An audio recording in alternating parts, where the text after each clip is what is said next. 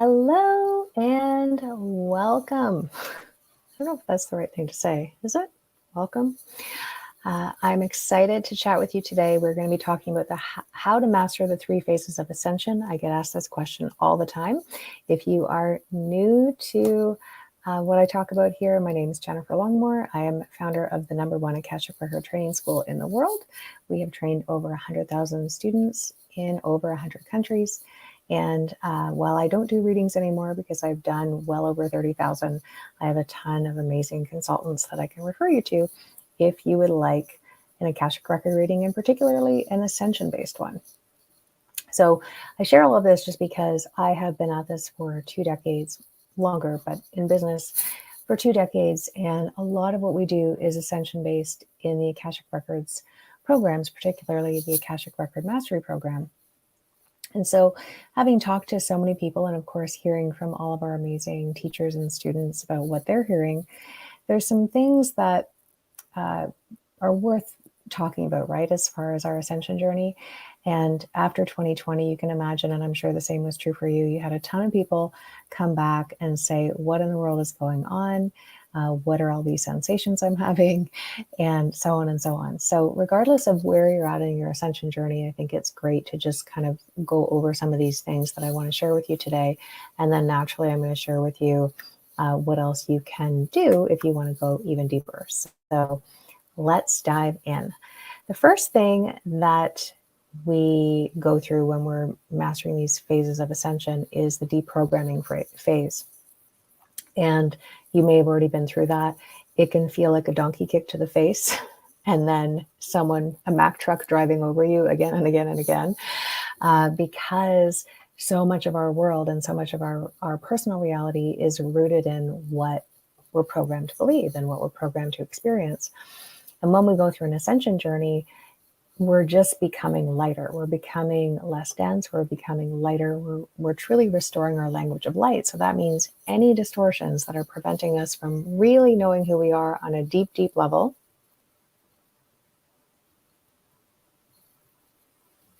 that stuff has to come to the surface. And because so much is tied into that, right, there's a ripple effect that happens when we're deprogramming. It can affect other relationships. Of course, it can affect our relationship with money, with ourselves, circadian rhythms. It can affect a lot of things. So what I recommend, and what I personally did when I went through a massive deprogramming phase, is I spent as much time as possible in nature. Now, that might seem like an obvious thing, but here's why. So, and as we know, there were a lot of distortions coming to light over the last few years, and it was really helpful for me to be with what was real. So, for example, I have over 100 houseplants. Yes, I am crazy that way. And so I realized when I was spending more time with my plants, then I could see what was real. Like, nobody could tell me that my plant hadn't just grown by an inch over the last month, for example, or that new buds were coming up on one of my flowering plants or something like that. It was real. It was tangible. And that was a great sanity check for me, right? So in a world where everyone wants to fight about what the truth is, and, you know, all of the stuff that we saw over the last few years, being in the soil, being with my plants, seeing things, even baking, and, you know, just literally taking something from nothing, but seeing it being created and knowing in your bones that it's real can be really helpful when you're going through a deprogramming phase. The same is true with being out in nature.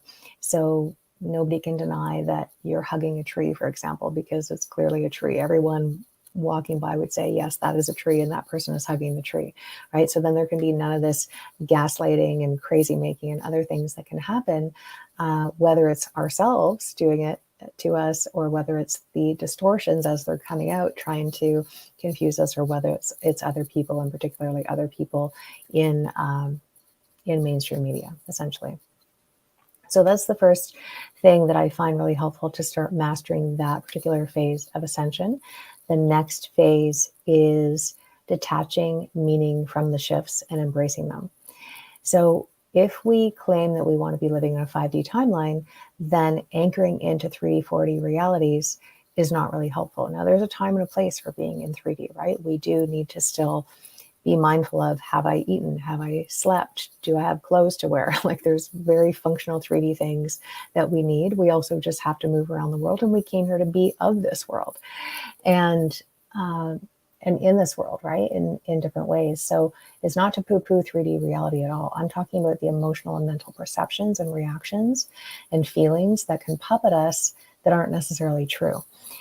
So if we're claiming that we're choosing a 5D timeline, and then we're constantly trying to make meaning of everything. Oh, well, this happened because of my parents. Oh, this happened because of a past life interference. This happened because, and yes, there's a time and a place for that, but at some point we have to evolve out of that, because that actually is just a way that the mental body wants to be satiated to justify the shifts and to justify the experience. What if the shift is simply the shift? What if it doesn't have to mean anything? What if it just is? What if it's just part of the process and we don't have to dissect it and go on an archaeological dig to move through it? And as we know, and this has been a friendly reminder for me, the guides came in the other day with a message, so I thought I would share it with you, which is that we're masters of adaptation. We're adapting all the time. Our cells adapt all the time. Our perceptions adapt all the time. The way in which we digest food, life, etc., adapts all the time. We have deep, deep soul level memory of how to adapt. We do this every single lifetime. We do this every time we're in a body or in some other form and shape and consciousness. So it's no different now. And when we recognize, oh, I'm just adapting, right? It sounds lighter. It doesn't have to have the meaning that it does. I mean, we can celebrate the shifts for sure, but we don't have to look for the justifications. We don't have to make it mean anything. And even in this phase, I call it Enlightenment Olympics. And I know you've been through it. I know, because it's something that runs rampant in the spiritual community, where people want to say, oh, you're a Reiki master. I'm a Reiki master. What level of Reiki do you have? Oh, you've only trained in that one. I've trained in that one. And we can get a little bit, I'll say, spiritually pompous in this phase, because we're maybe comparing the speed of our ascension journey to other people, or when other people are talking about their ascension symptoms, we can take a more superior stance and want to school them on what to think and experience and so on. So knowing that we all have this soul level memory to adapt, we can just be in the energy of it and not make it mean anything, and not make it mean anything for other people. And another reminder that they came through with is that our old coping mechanisms, which I know goes without saying, just aren't going to work. The coping mechanisms we use to stay safe just aren't going to work, because we have evolved. And those were created usually by our inner child. And we don't even know that they're running. They're very unconscious, but they can trip us up every time we have sort of a major shift or a major crisis or whatever the case may be. But we create these coping mechanisms to stay safe. And so if we approach this ascension journey as I'm unsafe, then those old coping mechanisms will be activated. But if we already are willing to tune in to our greatest safety device, energetic tool that the universe gives us, then we will be fine. And so in the deprogramming phase, we're told what to think, we're told how to act, we're told to keep up with the Joneses, we're told whatever we're told. Then all of a sudden our mind is free, but we don't necessarily know what we believe anymore. And it can be very off-putting, it can be very discombobulating to be in a place of, I don't even know what's true anymore, I don't even know what to believe. Or that can be an invitation, that can be a fun thing to play around with. But back to the device, the energetic device that we've already been given, I'm going to share that with you in a moment. If we are willing to, in this phase, really master that, then we will never have problems again, meaning the problems that we think are problems, right? It's always going to be a possibility.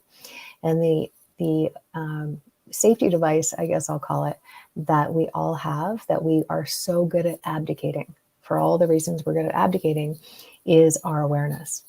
When we are willing to be in full awareness of what we're being shown, the energy we're picking up on, paying attention again to what people show us versus what they tell us, listening to our intuition, even if things don't make sense about why I shouldn't go here or there. If I'm listening to my awareness, even client attraction, right? When you get an awareness that there's an energy here, I don't know how this coaching relationship is going to work out. We can abdicate that. We can poo-poo it. We can override it with our logic, right? Only to, and I've done this more times than I probably want to admit, right? Saying yes to someone because, oh yes, I think I can help them, even though they're showing me this and this and this. And guess what? Every time they enter that coaching container, something will happen. Now, is that a self-fulfilling prophecy? Probably not. That's just my awareness showing me what is, and then it's up to me to decide whether I'm going to honor it, listen to it, etc. So even those of us that are super in tune and we're super awake, and I can speak for myself and many of the clients I speak to, right? We're still really good at abdicating our awareness, even though that's the very thing that makes life so much easier. Because the awareness gives us the discernment. So if we're moving through life with awareness and discernment, and we're always able to tune in and say, does this feel aligned? Even if it doesn't make sense, or even if I don't have all the evidence, we save ourselves a lot of time, potentially money, and of course, being a little bit, I don't want to say off track because I believe we're always on track, but maybe being a little bit sidelined and being held up, right? And holding up time essentially in forward movement because we're having to recoup and kind of adjust and calibrate from the things that happen because we didn't listen to our awareness. All right, the third thing that we need to master in Ascension is really elevating out of all of this and elevating into the field of imagination, the field of possibility, and the field of sovereignty. And sovereignty has been a big theme, of course, over the last few years, and it's going to continue to be because we are in a portal, a 3-year portal collectively of spiritual maturation and mastery. So the imagination piece, that's why we're here. We're here to create. We're here to imagine ideas and energies into physical form. We're here to live in the field of possibilities. And in the field of possibilities, there are no problems. There's only portals of opportunity. There's portals of growth. There's whatever. When we see things through the lens of a problem, we will only be given the solutions that come through the lens of this is a problem and here's how to fix it. When we look at things as a possibility, then we're shown a myriad of opportunities and expansive energies that wouldn't have been available to us through that lens of being a problem. And then the field of sovereignty is really being financially sovereign, being sovereign on a soul level, living in your highest timeline, and so on. But it's about being really intact with your energy. And there's certain codes within our language of light that need to be activated at this phase that typically haven't been in others. So we have activations, of course, all the time. But at this phase of ascension, when we're really choosing to live in our field of sovereignty, field of possibility, field of imagination 24/7, we need different frequencies. We need different codes to be activated. We need different lights to be tweaked in our language of light in order for us to shine vibrantly and to really be a full expression of what we are coded for during this time. We all have a soul blueprint, of course, for our entire lifetime, but then we also have specific codes that we are meant to be bringing through during this collective awakening that we're in, that nobody else can do because they're uniquely coded for us. And so in going through this ascension journey, that gets revealed as well. But additionally, there can be some abdication of that awareness because of what we attach to it meaning, right? So we might already be in the future going, well, will I get attacked for doing this? Will I be supported? Will I have the financial resources to? And so we start to contract what we're coded for, even though we have this burning desire to share it. And then we have a tug of war inside. Maybe we go down a shame spiral, a blame spiral, whatever, around why do I have this pull to do this thing, and why can't I seem to, make it happen? So there's a lot of, I'll say, movement in this area, but it's being moved by really expansive energies. And so it's a massive acceleration. And if we don't have the relationship with speed that actually serves us, this is where we can do a lot of pushing and pulling. So we, of course, need to heal our relationship with speed, as I just mentioned. We need to be willing to truly, truly operate from our field of sovereignty and all of the energies that support that, and then really have certain codes awakened within us that are going to allow it to be a lot easier and allow the energy to do the heavy lifting, essentially. So, and this is, it's really about a decision. Decision is a potent activator. And so when we decide to open up to these new portals and we're excited about what's coming instead of contracting, it actually makes this process a lot easier. So just before I share how you can go deeper, one of the things I wanted to mention is that we do have a free gift at Soul Journeys. It includes a guided meditation to get you into your Akashic records. Even if you know how to do it, sometimes it's nice to just be guided. We go into a lot of things around Ascension. And so I'm going to pop that free gift in the comments here so that you have access to that. Now, there's something I mentioned before, and that is the Akashic Record Mastery Certification. So this is for people like you who are already working with clients. Maybe you're already providing intuitive guidance, and you want to become even more masterful at how to bridge the, okay, here's the intuitive download for you, and now here's how I'm going to help you practically implement it through a more coaching or consulting or guiding sort of process in a session. And for those of you that really are on an ascension journey and you want to just keep going up and up and up, but it's really created to, well, for personal development, of course, immense personal development. And then it's created really for those of us that are practitioners that we want to do even better by our clients, essentially, right? And help them get results quicker. I mean, I'm sure it goes without saying that when we get our clients results quicker, they are naturally, which is what we want for them, but they're naturally going to be telling other people, they're going to be referring business, they're going to likely continue to stay with you, because why would they move on if they're getting such amazing results, right?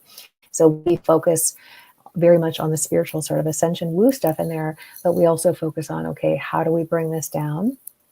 What are the techniques that I can show you to help people get really quick results? So for example, I'm doing a lot of these ascension codes with one of my new clients who's been with me for 6 weeks, and she's already added 500K to her revenue on top of what she's already making because of these, I'll say, well, ascension codes, right? Essentially that are being transmitted. So that's the kind of stuff that we focus on in the Akashic Record Mastery Program. There's way more to go over with it, but I don't want to take time here doing that. I'm going to pop a link to that and you can look it over in the comments to see if it fits. But for right now, I am downloading, as I've been nudged by the Akashic Record Keepers for several weeks, to transmit the new crystalline codes. So there's 8 new crystalline codes for Ascension that could only drop in now because of this phase that we're at collectively in our Ascension portal. And of course, what I mentioned about this 3-year cycle. So these are really important. These are going to be doing all kinds of wonderful things in your language of light. They're going to be dissolving any distortions that you didn't even know were there. They're going to help you really elevate and detach from meaning and really shift out of any of that 4D stuff that we can be engaged in at this phase of our ascension and move fully into 5D and beyond, so to speak. So it's called the Crystalline Codes. I'm hosting it. It's a 3-hour transmission. So it's going to take some time. So we take it slow, and it's going to be very activating, of course. But for those of you that have done activations with me before, you know that we're going to do some activations, and then we're going to have some discussion and integrate.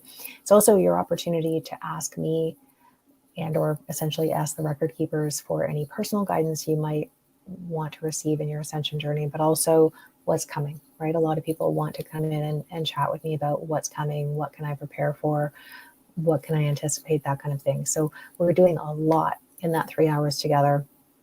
We have an early bird rate right now, so you're paying 50% of what the investment would typically be, and it's a nominal investment anyways. So I'm going to pop that link in the comments as well. That's called the Crystalline Codes, and we already have a ton of people joining us. So it's going to be really, really amazing, especially just even to be with other people that speak your language.